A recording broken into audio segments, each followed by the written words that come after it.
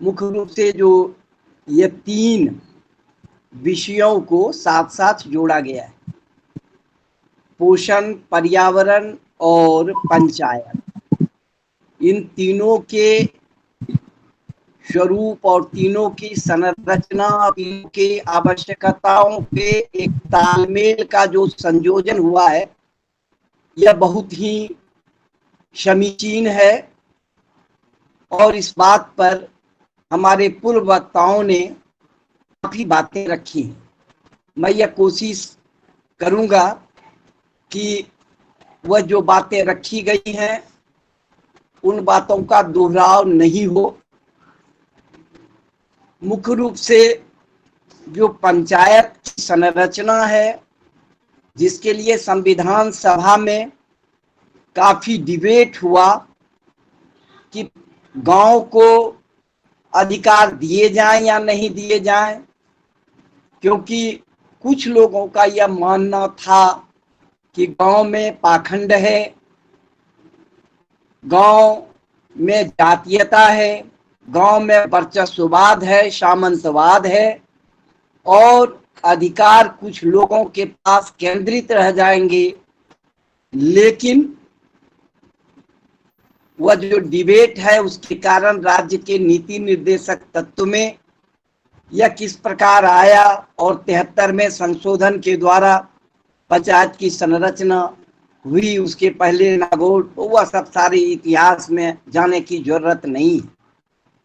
लेकिन आजादी की जिस लड़ाई के लिए इतनी कुर्बानियां दी गई, जो आजादी हमें प्राप्त हुई, उसके संबंध में पंडित नेहरू ने भी कहा कि यह राजनीतिक आजादी है, अभी हमें लंबी दूरी तय करनी है और उससे आजादी, सही अर्थों में जो आजादी है वह हासिल करनी। सही अर्थों की आजादी आर्थिक आजादी थी, सही अर्थों की आजादी हमारी सामाजिक आजादी थी, सही अर्थों की आजादी हमारी सांस्कृतिक आजादी थी और लोकतंत्र को आगे बढ़ते हुए ट्रांसपेरेंट बनना था, अकाउंटेबल बनना था, रिस्पॉन्सिबल बनना था। जयप्रकाश बाद में पार्टीलेस डेमोक्रेसी की भी बात करते हैं।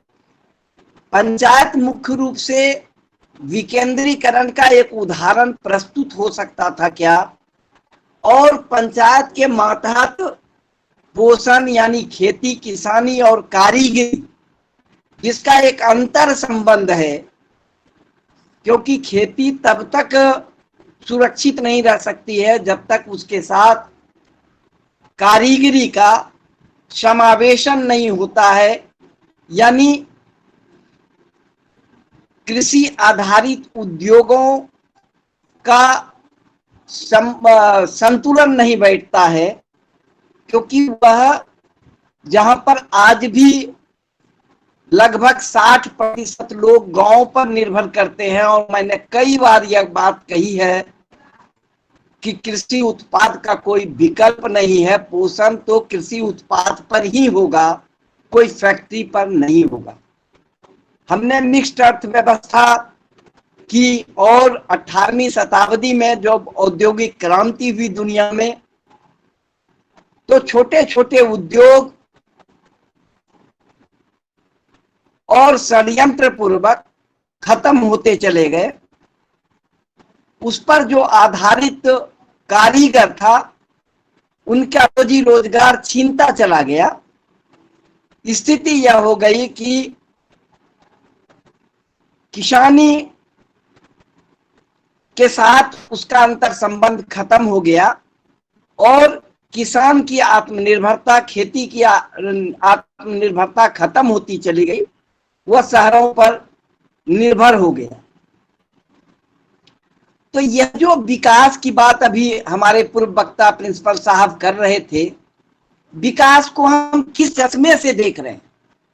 विकास महत्वपूर्ण है, मानव में विकास की असीम क्षमताएं हैं, लेकिन यह विकास समग्र होगा यह विकास सस्टेनेबल होगा, यह विकास सतत होगा, यह विकास सबके लिए होगा, या यह विकास कुछ लोगों के लिए होगा।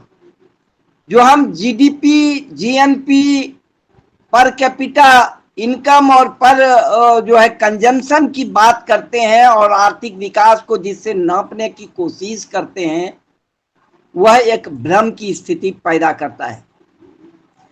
अब जिसकी बात, न्यूट्रिशन की बात अभी हुई है, पूर्व वक्ताओं ने किया है, वह न्यूट्रिशन क्या, यहाँ तो पेट भरने की जहां समस्या हो वहां हम न्यूट्रिटिव फूड्स की बात क्या करेंगे।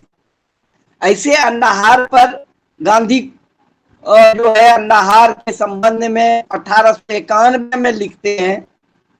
फिर अन्नाहार के द्वारा किस तरह से शरीर का न सिर्फ पोषण हो सकता है बल्कि स्वास्थ्य का संरक्षण भी हो सकता है, इस विधा को भी हम भारतीय परिप्रेक्ष्य में समझ और जानते हैं।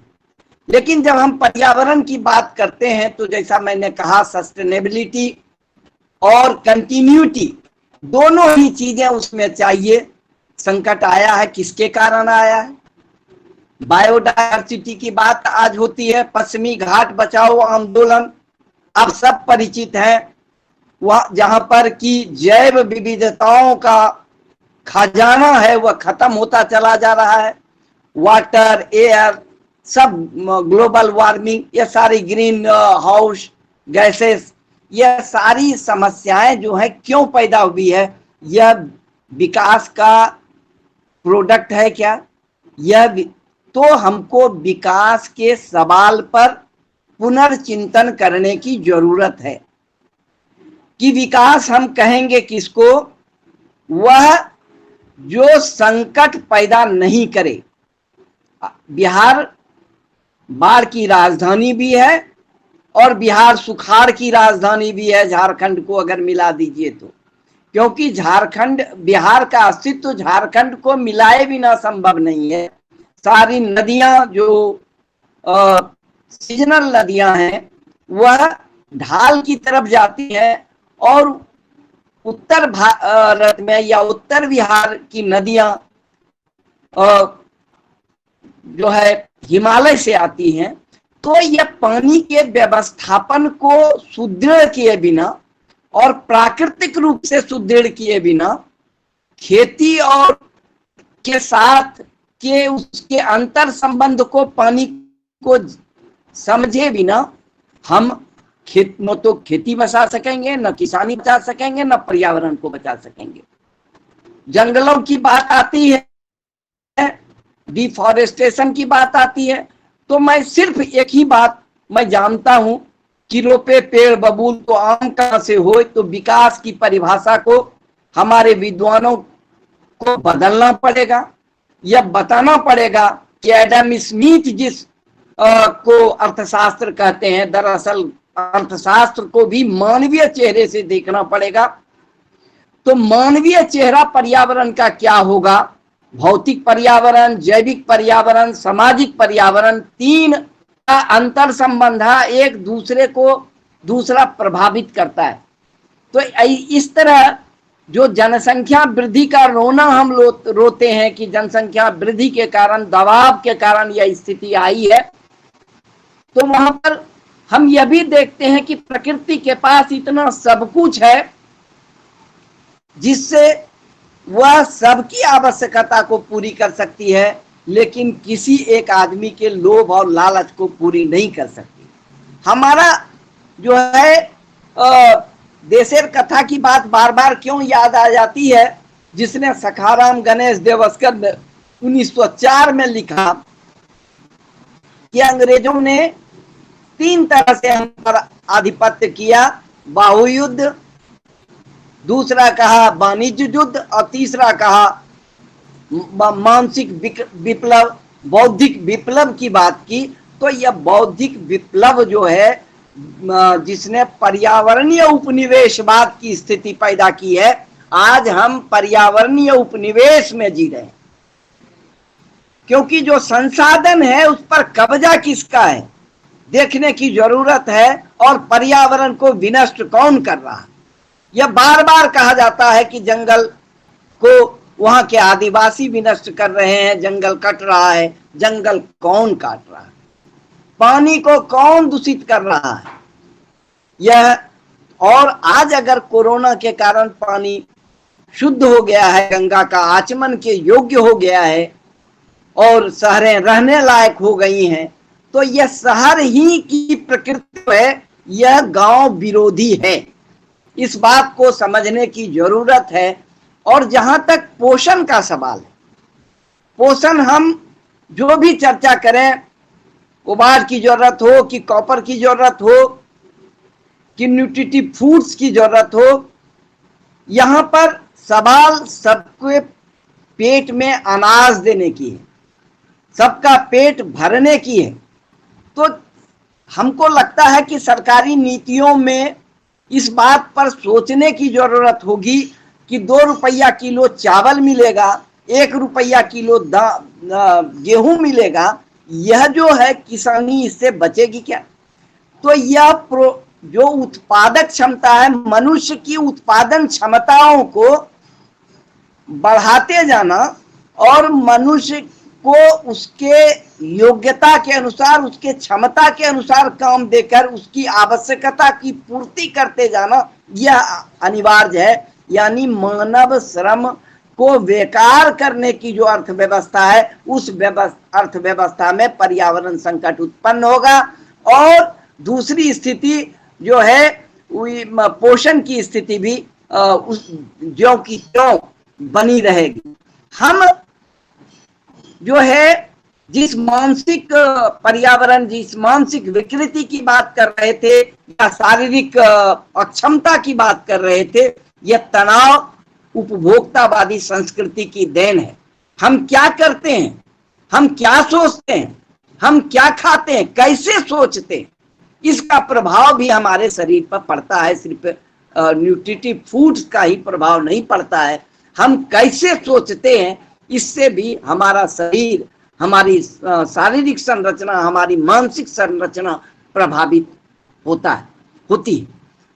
जहां तक पंचायत की बात है, मैंने पहले ही कहा कि उसको डिसेंट्रलाइज्ड पार्टीलेस डेमोक्रेसी की तरफ जाना था। निश्चित रूप से उसमें विकृति आई है और विकृति सिर्फ उसमें नहीं आई। हम लोग कुछ बहुत दिनों तक बात करते रहे कि criminalisation of politics and political criminalisation, जब बात करते हैं तो गांधी की वह बात याद आती है कि वह उनको राजनीति सांप की कुंडली के तरह घेरे हुए है, लेकिन क्योंकि वह राजनीतिक समाज नीति जो है वह धार्मिक नीति या आध्यात्मिकता के तौर पर राजनीति में भाग लेना चाहते हैं कि क्योंकि राजनीति में भाग लिए बिना वह समाज सेवा नहीं कर सकते। तो यह आज राजनीति समाज सेवा नहीं रही। प्रोपेगेंडा, जिस तरह से प्रोपेगेंडा स्यूडोज इशू, छद्म मुद्दे आज समाज में कायम हैं, छद्म मुद्दे उठाए जा रहे हैं, छद्म मुद्दे हमारे सामने में हैं। कोई सही मुद्दा आ नहीं पाता है और उस सही मुद्दे को उठाने में हम इसलिए असफल होते हैं कि छद्म मुद्दे जो है से हमारे मस्तिष्क को एक तरह से गुलाम की स्थिति में पहुंचा दिया गया है। यह सब कोरोना भी, अगर हम न्यूक्लियर वार की बात करते हैं तो क्या कोरोना एक ट्रेड वार की तरह आया है? इस बात को सोचने की जरूरत है।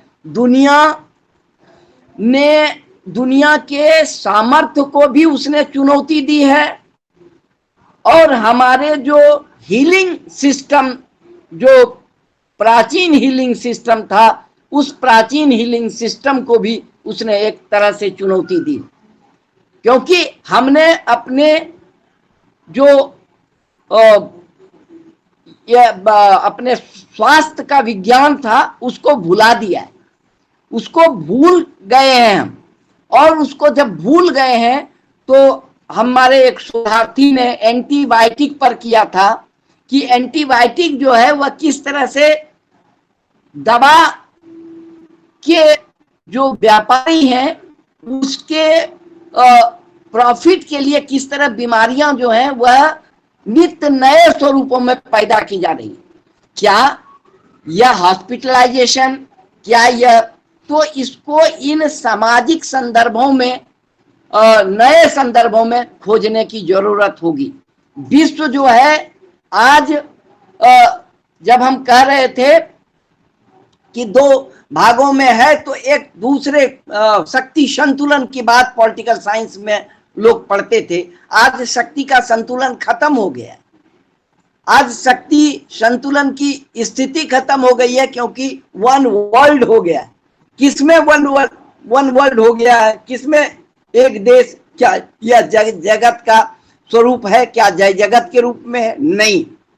आज संपूर्ण दुनिया में साम्राज्यवाद की वही स्थिति कायम है। पॉलिटिकल इंपेरियलिज्म जो है उसी तरह से हावी है और वह संपूर्ण देश की सत्ता को संचालित कर रही है। सत्ता तो उसकी चौकीदारी कर रहा है पूंजी की। इस संदर्भ में क्या हम कभी सोचेंगे, क्या हम इस संदर्भ में सोचेंगे कि लोक जो है धीरे धीरे कमजोर हो रहा है?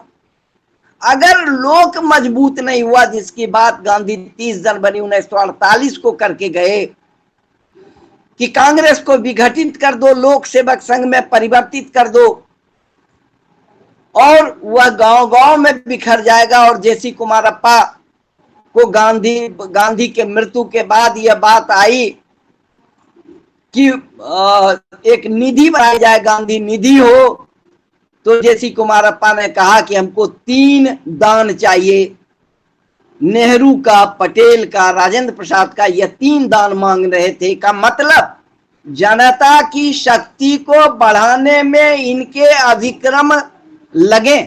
लेकिन आज हम धीरे धीरे जनता की स्थिति को कमजोर करने की कोशिश कर रहे हैं। हम अपने नीतियों के द्वारा, हम अपने कार्यक्रमों के द्वारा, हम लाख गांव में पेड़ पौधे लगाते रहें, पर्यावरण सुरक्षित रहेगा। एक नीति के, एक ऐसी गलत नीति जो है हमारे संपूर्ण क्रियाकलाप को ध्वस्त कर सकती है। जयप्रकाश नारायण की याद आती है। जयप्रकाश नारायण कहा करते थे कि आप ग्राम विकास का करते रहिए, लेकिन अगर आपने राजनीति पर उंगली नहीं रखी तो राजनीति आपके संपूर्ण ग्राम विकास के काम को ध्वस्त कर देगी। इसका यह मतलब नहीं कि मैं कभी यह नहीं कहता हूं, लोक राजनीति की बात करता हूं। लोग इतने शक्तिशाली होने चाहिए कि वह प्रभावकारी ढंग से दबाव डाल सके। पंचायत भी उसी संरचना का भाग है। आज पंचायत भी विधानसभा का एक छोटा स्वरूप है और पंचायत को तो बचना ही है। लेकिन जिस हद तक पंचायत में दुर्गंध आई है, जिस हद तक पंचायत में भ्रष्टाचार आया है, वह तो एक आईना है जो हमारे विधानसभा और संसद की तरह हमको आईना दिखा रहा है कि किस तरह से जो है संपूर्ण व्यवस्था में भ्रष्टाचार जो है फैला हुआ है। भ्रष्टाचार सिर्फ पैसे का भ्रष्टाचार नहीं होता है। भ्रष्टाचार वह होता है जिससे कि हम अपने जनता के प्रति जो हमारी जिम्मेदारी है, जो दायित्व है, उस जिम्मेदारी और दायित्व का भाग हम अपने को नहीं मानते। इसलिए हमें पोषण के सवाल पर इस बात की कोशिश करनी पड़ेगी कि गांव बचे, किसानी बचे, खेती बचे और खेती के साथ साथ उसके छोटे छोटे जो उद्योग थे जो अब मृत प्राय हो गए हैं। आज नाई के हाथ में काम नहीं है। आज हलवाई जो है वह बड़े व्यवसायी के हाथ में चला गया। आज धोबी जो है वह बेरोजगार हो चुका है या नौकर बन चुका है। तो इस स्थिति में यह पूंजी की जो दूसरी प्रक्रिया है, यानी मैं इसको नव उपनिवेशवाद की संज्ञा देता हूं या पूंजीवादी उपनिवेशवाद की संज्ञा देता हूं या पर्यावरणीय उपनिवेशवाद की संज्ञा देता हूं, क्योंकि यह जो है संसाधनों पर कब्जा करने की होड़ जो पहले देशों में कायम थी, जिसके कारण दक्षिण अफ्रीका से लेके भारत तक, मॉरिशस, फिजी, सब जगह पर उपनिवेश कायम किए गए। आज उपनिवेश कायम करने की जरूरत नहीं है। आज उनके हाथ स्वयं जो है हम समर्पित कर रहे हैं। तो वह देश के पूंजीपति हों या बाहर के पूंजीपति हों, कोई भेद नहीं रह गया है। तो ऐसी स्थिति में पूंजी का विकेंद्रीकरण, संसाधनों पर का स्वामित्व अगर समुदाय का नहीं होगा तो फिर वह संसाधन, उस संसाधन का उपयोग इसी भ्रामक विकास में लगता रहेगा और उससे सामान्य जनता जो है हमेशा वंचित रहेगी। कोरोना ने एक और सबक दी है। कोरोना ने यह सब बताया है कि स्थानीय स्तर पर रोजगार की संभावनाओं की तलाश अगर नहीं हुई तो व्यापक जनता को आप किसी भी स्थिति में उसको रोजगार नहीं दे सकेंगे। और कोई भी बड़े इंडस्ट्रीज में इतनी ताकत नहीं है, खास करके भारत ऐसे जहां पॉपुलेटेड कंट्री है, जहां पर जनसंख्या अधिक है, वहां पर कार्यक्षम बिना कार्य दक्ष बना करके छोटे छोटे उद्योगों के मार्फत से उसको बढ़ाने की जरूरत है। आज जो पब्लिक सेक्टर है वह खत्म होता चला जा रहा है, प्राइवेट सेक्टर बढ़ता चला जा रहा है और निसहाय अवस्था में पड़ी हुई है सरकार, निसहाय अवस्था में पड़े हुए हैं हम और उसको जाने दे रहे हैं। यह स्थिति जो है एक तरफ दोहरी स्थिति है। एक तरफ कहते हैं कि हमको जो है निजात भी पाना है, हमको बेरोजगारी दूर भी करनी है और दूसरे तरफ हमको बड़े उद्योग भी बैठाने। एक तरफ हमको बाढ़ पर नियंत्रण भी करना है, दूसरे तरफ हमको बड़े बड़े बांध भी बनाने हैं। एक तरफ हमको विकास के नाम पर जो है वनों की कटाई करनी है, खान का से कोयला निकालना है, अवरख निकालना है और दूसरे तरफ जो है आप यह बात कर रहे हैं कि आप पर्यावरण की सुरक्षा करना चाहते हैं। एक तरफ आप ग्रो मोर की बात कर रहे हैं, ग्रो मोर फूड की बात कर रहे हैं, अन्न के इस पर आत्मनिर्भरता की बात कर रहे हैं। आज भी हिंदुस्तान के पास उतनी जमीनें हैं जिसमें वह नैसर्गिक ढंग से खेती करके सबके पेट को भर सकता है। लेकिन अगर यही प्रक्रिया रही जिस तरह से फर्टिलाइजर और पेस्टिसाइड, इंसेक्टिसाइड के प्रयोग हो रहे हैं, अगर यही सब होता रहा तो आने वाले दिनों में जो पंजाब की स्थिति हुई है वह संपूर्ण देश की स्थिति होगी और उत्पादन क्षमता जो है खेती की धीरे धीरे खत्म होती चली जा रही है, क्षारीय भूमि बन रही है। इस पर वैज्ञानिक वक्ता अधिक सक्षमता पूर्वक अपनी बात रख सकते हैं। मैं अपनी बात इतना ही कहके, क्योंकि हमको लगता है कि काफी समय बीत चुका है, हम अपने पूर्व वक्ताओं का जिन्होंने हमें जो है इतना बोलने के लिए समर्थ बनाया है, उन सब से मैंने ग्रहण करके कुछ बातें आपके सामने में रखी है। विजय कुमार जी हमारे जो है पुराने मित्र हैं, अभी भी मित्र हैं। गांधी विचार का मैं विद्यार्थी रहा हूँ, वहीं मैं शिक्षक था। ये लोग बड़ी बड़ी बातें कर देते हैं कि मैं वर्धा में गांधी जो है समाज कार्य केंद्र का और कुलपति, यह तो सीनियर मोस्ट प्रोफेसर का एक यह होता है जिसमें मिल गया था वाइस चांसलरशिप, और मैं बिहार का ही हूँ और भागलपुर विश्वविद्यालय में गांधी विचार का शिक्षक भी रहा, वहीं का विद्यार्थी भी था। धन्यवाद। इतनी ही बातें कहकर मैं अपनी बात को समाप्त करता हूँ।